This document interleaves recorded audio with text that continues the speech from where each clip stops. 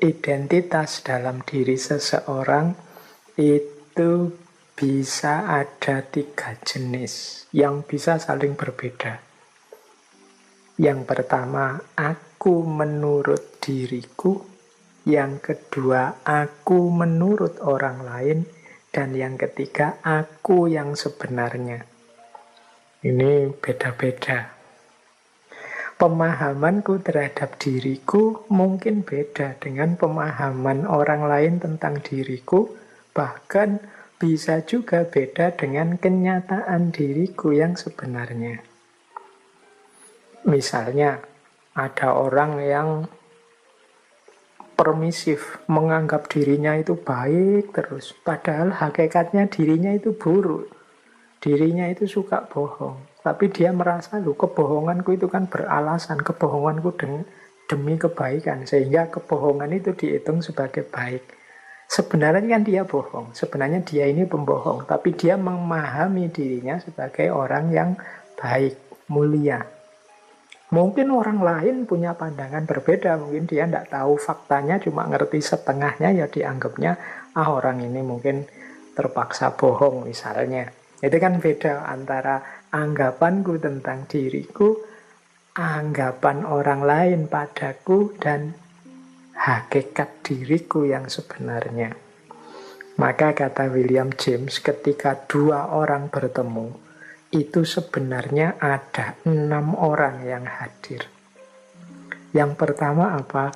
Yaitu pandangan masing-masing tentang dirinya. Jadi kalau 2 orang bertemu, yang pertama ketemu itu pemahaman masing-masing orang, yang ketemu itu tentang dirinya sendiri-sendiri. Kemudian 2 lagi yang ketemu adalah pandangan masing-masing tentang yang lain. Pandanganku tentang dirimu dan pandanganmu tentang diriku. Ini kan 2. Dan yang ketiga, hakikat yang sebenarnya dari diri masing-masing. Itu kan 2 lagi, berarti 6. Jadi kalau kita ketemu 4 mata, itu sebenarnya yang ketemu tidak 4 mata, tapi 12 mata. Jadi yang 2 orang pertama ini, aku menurut diriku masing-masing. 2 orang kedua, aku menurut masing-masing kita menurut orang lain. Dan yang ketiga, aku yang sebenarnya. Ini masing-masing kan 2, jadi 6. Matanya 2, jadi 12. Jadi pertemuan 4 mata itu sebenarnya pertemuan 12 mata. Jadi ini menurut William James. Jadi kalau teman-teman nanti berefleksi, memahami diri, coba didalami lagi. Di mana titik beda antara pandanganku tentang diriku sendiri dengan diriku sendiri yang sejati dengan pandangannya orang lain terhadap diriku. Ini bisa jadi beda-beda. Nah, menarik kalau teman-teman bisa mengajak teman yang lain, misalnya punya teman akrab, diajak berefleksi tentang diri masing-masing. Kira-kira menurutmu aku itu seperti apa sih? Kalau menurutku aku itu seperti ini, kalau menurutmu sama enggak seperti itu? Nah, nanti tinggal dilanjutkan sebenarnya aku itu seperti apa. Jadi bisa sesama sahabat mungkin saling membantu mengenali diri. Kalau dalam ilmu psikologi itu tentang pengenalan diri itu kita dikenal ada 4 wilayah. Ada wilayah yang terbuka, ada wilayah yang tersembunyi, ada wilayah buta, dan ada wilayah yang tidak diketahui. Jadi ada wilayah open, ada wilayah blind, ada wilayah hidden, dan ada wilayah unknown. Wilayah open itu, wilayah yang terbuka itu sesuatu yang orang tahu, aku juga tahu. Misalnya, saya itu cerewet. Aku tahu aku itu cerewet. Orang lain juga tahu kalau kita itu cerewet misalnya. Nah, ini I know. Others juga know. Tapi ada wilayah yang hidden, tersembunyi. Wilayah tersembunyi itu yang aku tahu, tapi orang lain tidak tahu. Misalnya kita sendiri di kos. Aku tahu, aku itu kalau bangun tidur mesti kesiangan. Tapi karena aku di kos sendirian, tidak ada yang tahu. I know. Tapi others don't know. Ini namanya wilayah hidden. Ya nanti kalau kita ceritakan ke orang lain jadi tahu. Ada wilayah blind. Wilayah blind itu wilayah buta yang kita tidak melihat itu. Ini wilayah yang I don't know. Aku tidak tahu. Tapi others know. Orang lain tahu. Ini untuk hal-hal yang tidak kita sadari. Misalnya kita itu mudah tersinggung kalau pas lapar misalnya. Kita mungkin tidak perhatian dengan itu. Pokoknya tidak sadar saja. Kalau lapar kita tersinggungan misalnya. Nah, ini orang lain mendeteksi. Wah, anak ini kalau lapar mengerikan ini. Kita tidak tahu.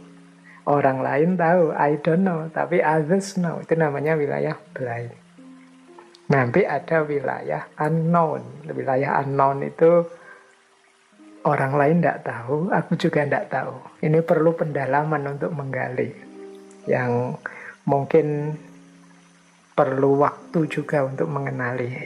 Ternyata aku ini, bisa itu, punya kualitas ini. Itu wilayah unknown. Ini kita perlu kontemplasi, perlu refleksi lebih dalam. Boleh nanti kalau ada teman, ada sahabat saling menilai, saling, kalau yang sudah punya pasangan mungkin bisa suami istri atau teman sakos yang di kamar itu saling mengenali diri. Jadi coba ditulis ya yang kamu ngerti tentang aku. Nanti aku nulis yang aku ngerti tentang kamu. Nanti saya juga nulis aku tentang aku, kamu nulis juga tentang dirimu. Nanti kita cross check sehingga kita bisa mengidentifikasi mana yang open, mana yang hidden, mana yang blind. Nah setelah itu monggo masing-masing melakukan muhasabah, refleksi, kontemplasi sendiri-sendiri untuk menggali siapa tahu ada wilayah yang unknown, yang tidak diketahui. Ini salah satu jalan kita untuk memahami diri, mengenali diri, membangun identitas. Baik, jadi itu isu yang lain dalam kita memahami diri, mengenali diri, membangun identitas diri. Kita lanjutkan. Nah, penting juga saat kita melakukan self-identity, ada isu lagi yang banyak ditekankan oleh para filosof, yaitu terimalah diri kita sendiri. Mari kita menjadi diri sendiri. Ini menjadi isu di banyak hal. Misalnya ada kalimat dari Lao Tzu itu. Misalnya, angsa itu tidak perlu mandi untuk membuat dirinya putih. Demikian juga engkau tidak perlu melakukan apapun, engkau hanya perlu menjadi dirimu. Nah ini kalimat dari Lao Tzu. Jadi berarti apa? Memahami diri itu bukan kok terus menipu diri. Tapi yuk jadi diri kita sendiri saja dulu. Kita pahami potensi-potensi, kelebihan-kelebihan kita. Dan itu yang kita hidupkan. Jangan takut atau jangan banyak terpengaruh oleh hal-hal di luar diri sampai kita melupakan hakikat diri kita yang sejati. Jadi the snow goose need not bath to make itself white. Neither need you do anything but be yourself. Jadi angsa itu tidak perlu mandi untuk membuat dirinya jadi putih. Demikian pula engkau tidak perlu melakukan hal-hal yang lain, tapi hanya jadilah dirimu sendiri. Dan ini dikuatkan oleh Dr. Seuss. Ini tokoh yang bolak-balik sering kita singgung ya di bulan yang lalu. Kata beliau begini, jadilah dirimu sendiri. Katakan apa yang engkau rasakan. Karena mereka yang keberatan tidak menganggapnya penting, mereka yang menganggapnya penting tidak keberatan. Maksudnya apa? Yuk kita jadi diri kita sendiri saja. Tidak usah terlalu peduli dengan komentarnya orang.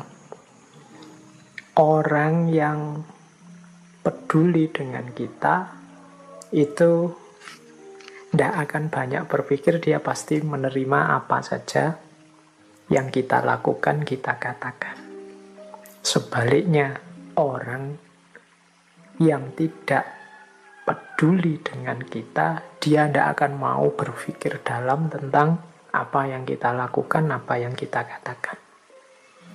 Jadi, berarti apa? Tidak usah tergantung pada komentarnya orang. Tidak usah tergantung pada pikiran-pikirannya orang yang tidak selalu relevan. Mari kita jadi diri kita sendiri. Dan kita menyampaikan apa yang ingin kita sampaikan. Kita diam kalau memang tidak ingin bicara. Pokoknya kita hidup sesuai keinginan kita menjadi diri kita sendiri. Ini mirip seperti pepatah. Jadilah diri sendiri sesuai yang kita inginkan, karena orang yang suka kepada kita tetap akan suka kepada kita apapun yang kita lakukan, apapun yang kita jalankan.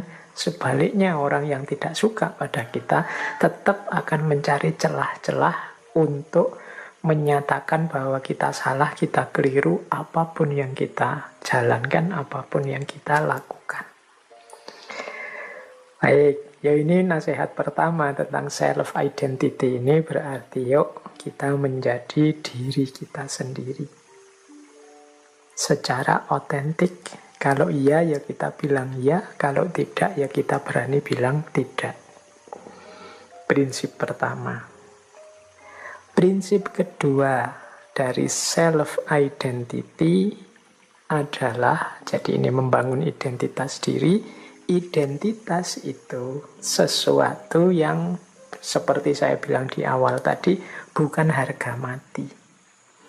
Tapi dia adalah sesuatu yang dibentuk, diupayakan.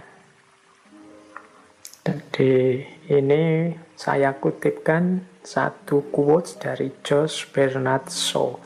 Dia bilang, life isn't about finding yourself. Life is about creating yourself. Hidup itu bukan tentang menemukan dirimu, tetapi hidup itu tentang menciptakan dirimu. Kita ini kan sering menghabiskan terlalu banyak waktu untuk siapa hakikat diriku, apa hakikat diriku, terus-menerus. Kata Josh Bernard Shaw, tidak begitu caranya. Caranya apa? Engkau ingin membentuk dirimu seperti apa? Itulah nanti yang akan jadi hakikat dirimu. Jangan dicari-cari, tapi apa? Ciptakan, buatlah. Kalau ingin jadi pahlawan, ya lakukan hal-hal kepahlawanan, ciptakan hal-hal kepahlawanan. Kalau ingin jadi manusia mulia, lakukan perbuatan-perbuatan mulia. Jadi life is about creating yourself, bukan finding yourself. Jadi kadang-kadang kita ini kan mungkin karena terlalu banyak teori yang dijejalkan, sehingga kita cari-cari diri kita, mencocokkan dengan teori-teori. Akhirnya kita capek menemukan diri kita. Saya itu tipe introvert atau extrovert ya. Saya itu tipe jenis orang yang begini apa yang begitu ya, melankolis apa ya. Itu kan sering banyak teori-teori itu, terus kita membaca diri kita. Tapi sebenarnya itu semua bukan harga mati. Jadi saya introvert Pak, tapi saya akan berjuang untuk mengatasi introvert saya biar tidak terlalu introvert. Saya juga ingin jadi orang yang pintar bersosialisasi. Pasti bisa. Karena apa? Life is about creating yourself. Jangan menyerah dengan karakter yang sedang kita miliki hari ini. Wong karakter itu bukan harga mati. Dia sesuatu yang bisa kita ciptakan, kita hidupkan, kita biasakan. Jadi rumus kedua tentang self-identity, kalau tadi rumus yang pertama kan jadilah otentik, tapi ini yang kedua dilanjutkan, yaitu mari kita ciptakan diri kita, kita bentuk diri kita sesuai yang kita inginkan. Bahkan nanti di situ saya tambahi quotes dari Mahatma Gandhi. Beliau menegaskan, a man is but the product of his thought. What he thinks, he becomes. Manusia itu hanyalah produk dari pikiran-pikirannya. Apa yang dia pikirkan, seperti itulah dia terbentuk. Berarti apa? Yuk kita berpikir yang positif-positif, yang produktif-produktif. Kita berpikir yang baik-baik. Tentang diri kita, lingkungan kita, masyarakat kita. Disitulah kita juga akan terbentuk jadi orang baik. Pikiran kita yang baik akan melahirkan kata-kata yang baik, melahirkan tindakan yang baik, dan melahirkan kebiasaan-kebiasaan yang baik. Kalau hidup kita ada di siklus ini, pikiran baik, kata-kata baik, tindakan baik, kebiasaan baik, ya pasti karakter kita akan terbentuk jadi karakter baik. Identitas kita adalah identitas orang baik. Nah, jadi ini rumus kedua saat kita membangun self-identity, membangun identitas diri kita.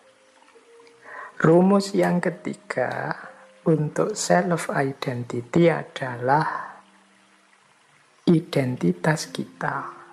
Itu sifatnya adalah ongoing proses.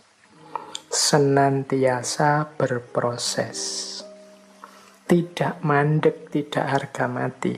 Ini seperti kalimat yang saya ambil, quotes dari William Shakespeare. We know what we are, but not what we may be.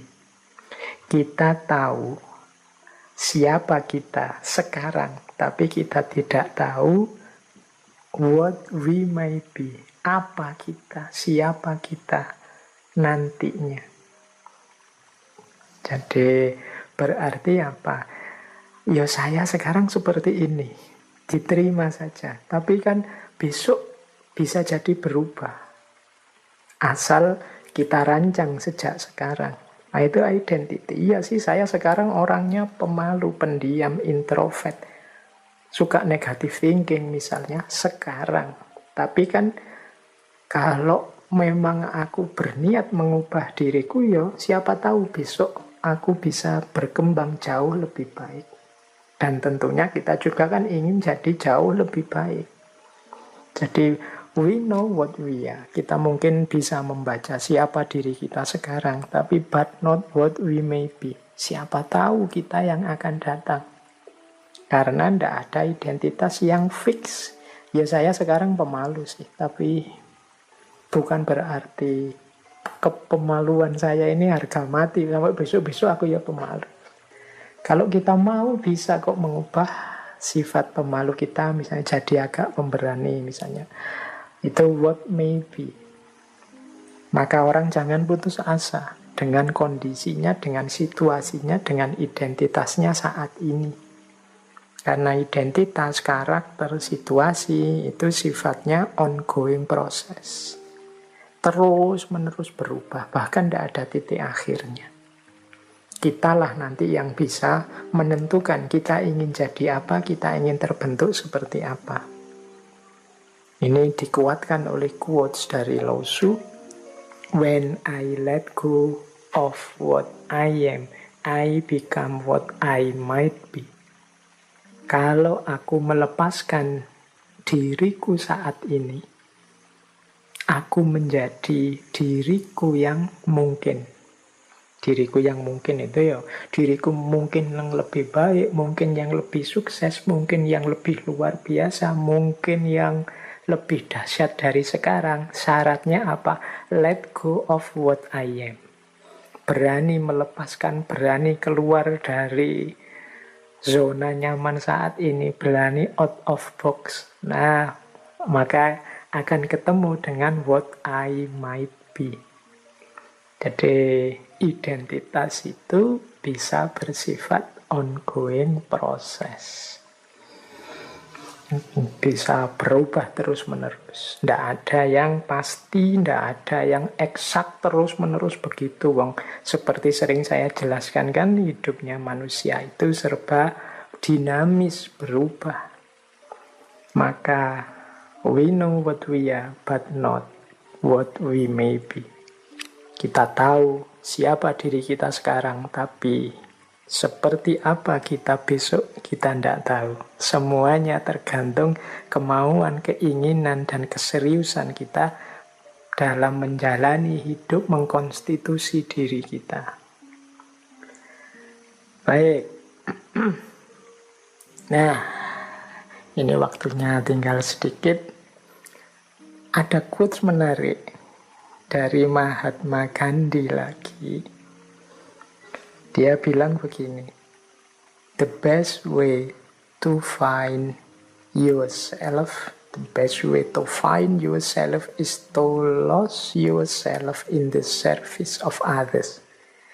Cara terbaik untuk menemukan dirimu adalah dengan cara melenyapkan dirimu dalam melayani yang lain, dalam berbuat baik pada yang lain. Nah, ini quote terakhir dari Mahatma Gandhi. Ini mungkin kita pahami sebagai strategi alternatif ya. Mungkin kita kesulitan untuk membentuk diri kita. Ya sudahlah, ada jalan pintas, yaitu apa? Lakukan kebaikan untuk orang lain. Anggap saja dirimu hilang. Dirimu hilang itu kikis egoismu jauh-jauh, kikis egomu dalam-dalam, abdikan dirimu untuk yang lain. Ya paling tidak dengan melakukan itu akan terbentuk diri kita sebagai orang yang baik, orang yang tulus, orang yang bernilai penting di tengah masyarakat. Jadi kita kan sulit, Pak saya itu siapa ya Pak? Saya itu cirinya apa ya Pak? Kelebihan saya apa ya Pak? Kekurangan saya apa ya Pak? Kita kan sering begitu, terus capek membaca buku kiri kanan. Sudahlah, kalau tips dari Mahatma Gandhi, lakukan saja kebaikan-kebaikan semampumu. Mungkin awalnya agak memaksa diri, tapi lama-lama seperti itulah kalian akan terbentuk. Jadi apa? Jadi orang yang baik. Jadi orang yang melakukan banyak kebaikan untuk sesama. Otomatis di situ kita eksis, kita bernilai penting. Tadi kan kita merumuskan identitas macam-macam itu kan untuk menegaskan diri, menunjukkan kita ada, menampilkan betapa pentingnya diri kita, kan begitu. Nah, kata Gandhi, ya ada jalan terbaik untuk lebih cepat sampai ke sana, yaitu apa? Lose yourself in the service of others. Lakukan kebaikan sebanyak mungkin, semampumu untuk orang lain. Otomatis nanti lama-lama terbentuklah identitas dirimu sebagai orang yang baik. Tampillah kalian eksis sebagai orang yang baik. Otomatis nilai dirimu jadi penting. Orang lain mendapatkan kemanfaatan dari hidupmu.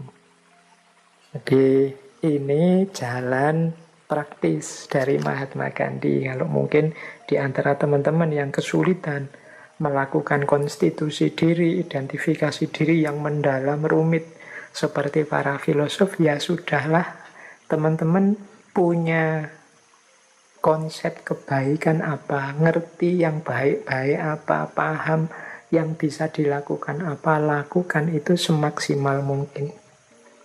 Disitulah nanti diri kita akan terbentuk. The best way to find yourself is to lose in the service of others. Terakhir, ini tak tambahi satu lagi, kalau tadi alternatif dari Mahatma Gandhi, ini ada lagi satu alternatif dari Maulana Rumi. Cuma ini mungkin lain waktu akan saya jelaskan jauh lebih panjang, karena sesi malam hari ini kita belum sempat masuk ke aspek identitas dari perspektif agama, khususnya dari perspektif tasawuf.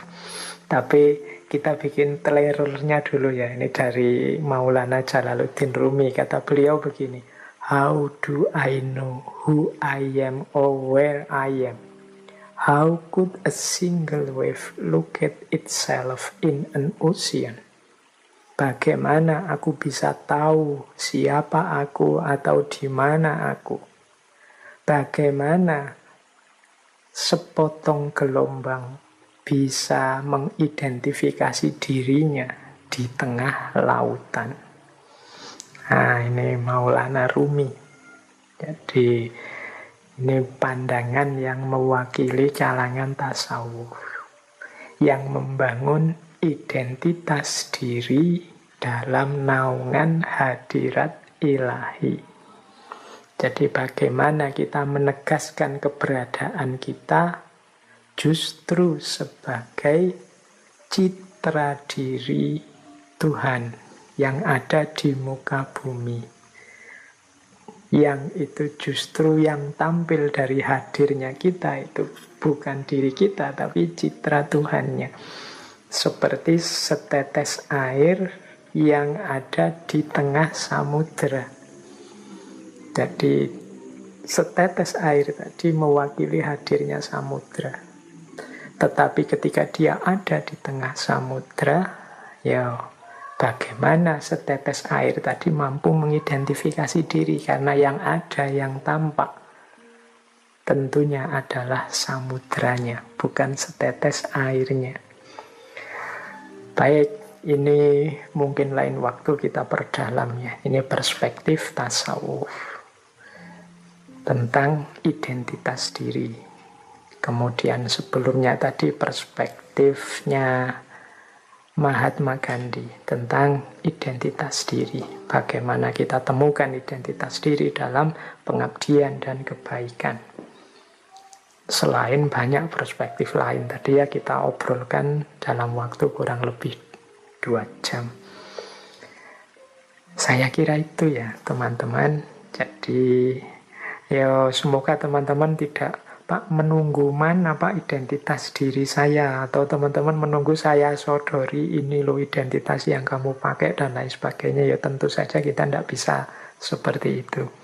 Teman-teman, hari ini saya menyampaikan beberapa perspektif saja, beberapa alat saja, termasuk tadi ada cara-cara, tips, termasuk bagaimana bersama teman menggali identitas diri dan lain sebagainya. Untuk selanjutnya monggo dipraktekkan yang memang mungkin dan relevan. Sedikit-sedikit semoga bisa meningkatkan kualitas diri kita.